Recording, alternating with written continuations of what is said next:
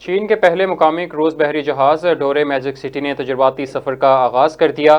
چینی میڈیا کے مطابق دیو ہیکل مسافر بحری جہاز نے 1300 افراد پر مشتمل عملے کی ٹیم اور تجرباتی سفر کے لیے مختلف ممالک سے مدعو کیے گئے مسافروں کے ہمراہ شنگھائی سے لنگر اٹھا لیا ہے۔ ایک روزہ تجرباتی سفر مکمل کرنے کے بعد جہاز کل بندرگاہ پہنچے گا اور 1 جنوری کو پہلا تجارتی سفر شروع کرے گا۔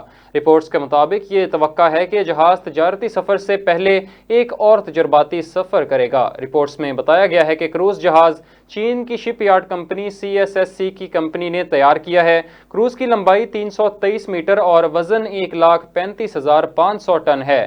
16 منزلہ جہاز میں 2,125 مسافر کمرے اور 40,000 مربع میٹر مشترکہ استعمال کی جگہ ہے۔ جہاز کو جاپان سے جنوبی ایشیا تک کے سیاحتی سفر کے علاقے میں استعمال کیا جائے گا۔ کروز بحری جہاز بنانے کے بعد چین عسکری، تجارتی اور سیاسی تینوں شعبوں میں بحری جہاز بنانے والے ممالک میں شامل ہو گیا ہے۔